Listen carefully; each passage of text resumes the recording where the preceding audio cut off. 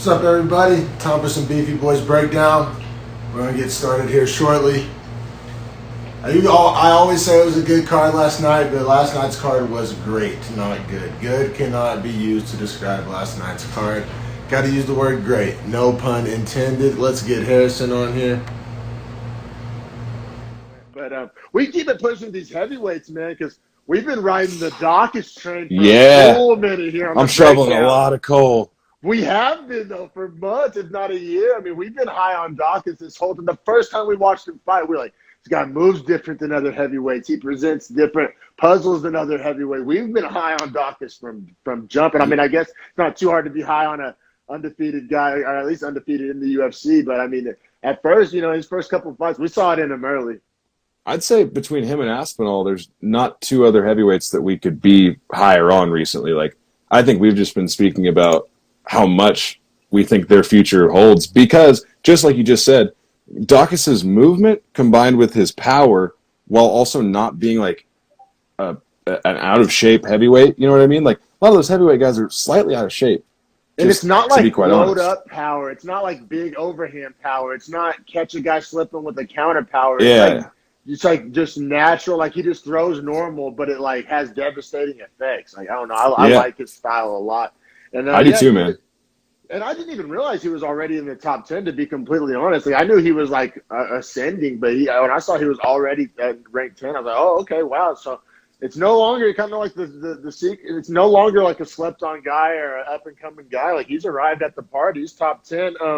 Minus 200 favorite against the number 7 ranked Shamil Abdurakimov, plus 170 underdog. And this was a cool fight to just kind of clear out these kind of clunky heavyweight rankings, right? I mean, I know that's 100%. What you were thinking. I already knew that's what you were thinking. Because we've talked about it a lot of times. The heavyweight rankings is full of guys that haven't fought in a long time or their best days are behind them.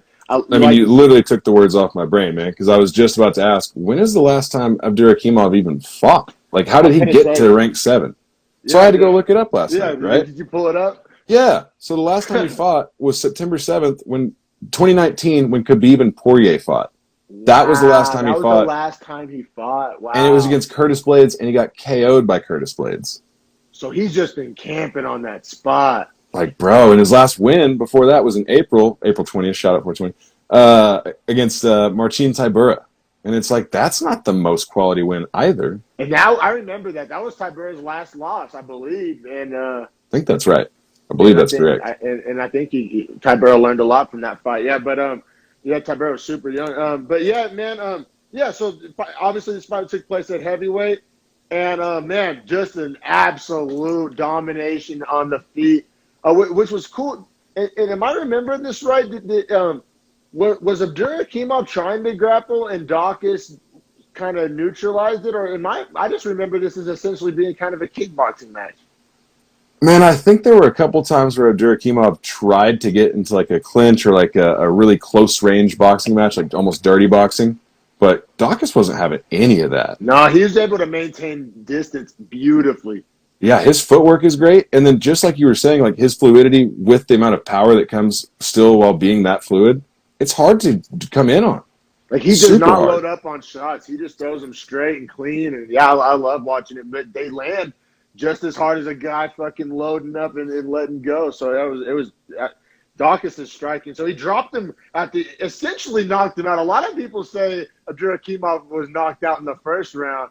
At the end, damn close. Damn close. That fight could have been stopped. I thought man, it should have been stopped. Refs had a little, and I know we complain the other way, so I'm not complaining. That's not what this is. But I thought the refs were definitely loose with the whistle last night. They could have. This fight, and we'll obviously get to it, but the Moraes fight, which is Keith Peterson, and this fight was Mark Smith, they were just like, hey, whatever happens, y'all figure it out. Like, they were letting guys go out on their shields, which I said, I'd rather have that as a viewer than too much the other way. Shout out Herb Dean, which he actually behaved himself last night.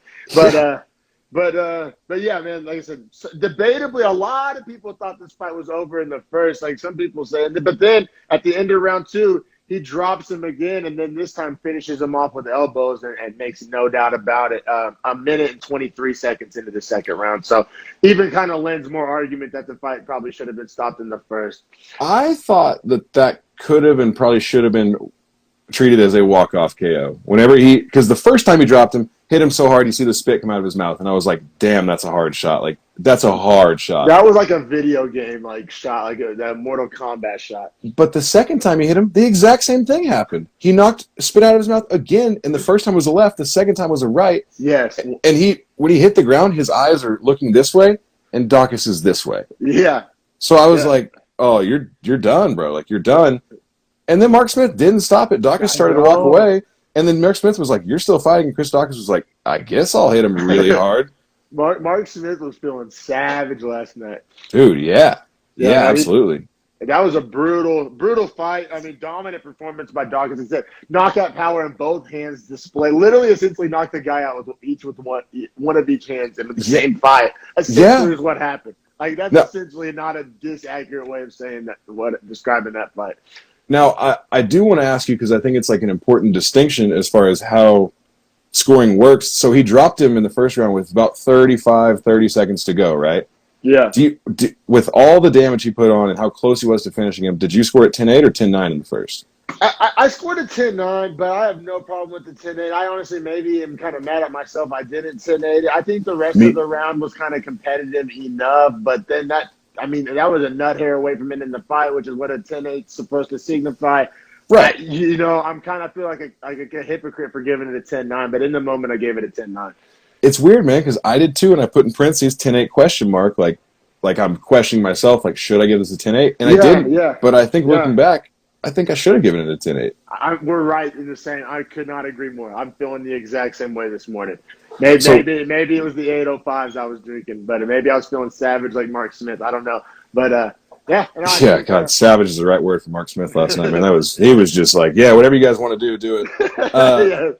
One judge did score at 10-8, the others were 10-9. So they're pretty much in lockstep with us that it was on that edge. Like, you can't be more on that edge than that fight. I think that's like a great example of if you're training judges, ask them how they would score that. And there's not a wrong answer, but just ask them to justify why they would score it as such.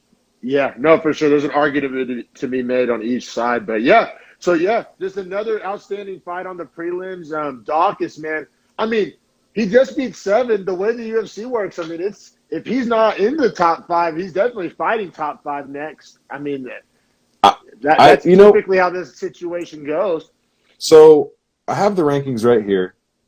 In front of him is directly, and he'll jump up the rankings, obviously, right? Because 10 beat 7.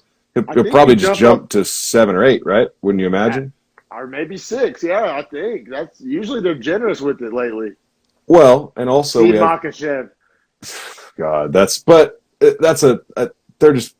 a marketing ploy. We'll get to that. But like Blades fought Rosenstruck last night. That's 4 versus 6. So one of those guys is obviously going to have to drop based on the result of that fight.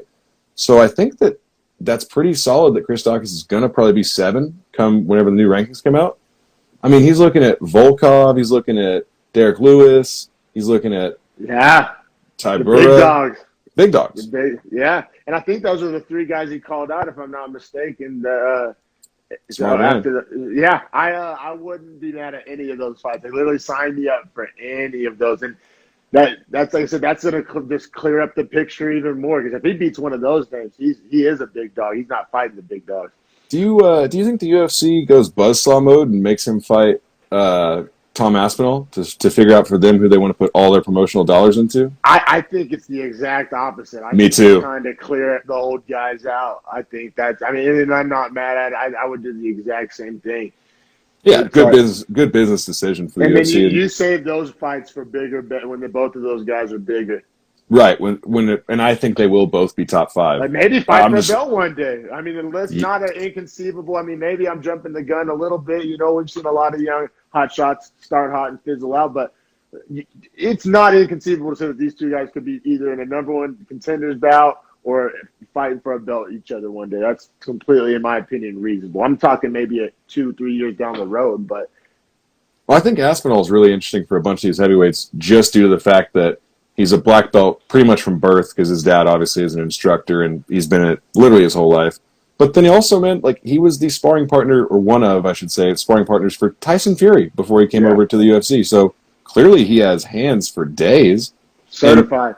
And Tyson Fury, might have the best footwork for any heavyweight on the planet, regardless of what fighting discipline it is. So if he can deal with that kind of footwork, I don't think Cyril Gahn can give him too many more problems as far as like movement. But There's a lot of other problems he'll get, but not movement. Think about all these new heavyweights. Though. You got Gahn, you got Aspinall, you got Daukaus. Like all these guys can move. All of them have like crisp technique, like that. That wave, and we kind of saw another example of it last night of the big lumbering, just old school rock'em sock'em robot heavyweights. I think those days have passed us by. Yeah, I'm totally with you, man. It's like nickelbacks or defensive ends in the NFL. It's like they just have to be able to do literally everything on the field, so they have to be crazy, freakishly athletic.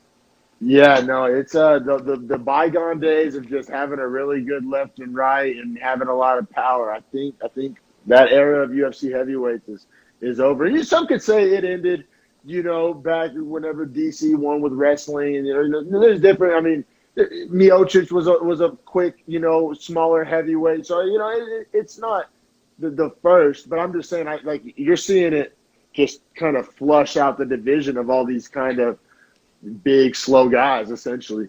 Yeah, honestly, man, when you look back at like the history of heavyweight, like guys like Kane, JDS, Stipe, Fabricio, they're never out of shape. Like those are all guys that have like great cardio and they maintain like a good physical fitness about them. You just don't see overweight heavyweights at the top anymore, besides maybe Derek Lewis. Yeah, we've seen it at the top, and I'm just saying like throughout the rankings now, it's just getting like. Yeah, because that's what separated those guys. Because back then they were fighting essentially other like fat guys, but they were athletic, But now it's happening like throughout, just like that. You're not seeing out of shape, or not even out of shape, but just like UFC or the heavyweights used to be like more like rudimentary, and now like the techniques and the cardio is just up there with those other divisions. They just happen to be bigger guys. Yeah, like I'm not going to sit here and say that Mark Hunt had poor technique because he definitely has really good kickboxing technique, right? However, his gas tank wasn't what it could have been had he been in better physical shape. So if he'd been able to push the pace in fights, that might completely change his career and direction. Yeah, so that's a great example. Yeah, just it's a lot to think about, but I would generally say as sports get better athletes, the overall sport improves. Yeah, I couldn't agree more. I think we're seeing like this changing of the guard.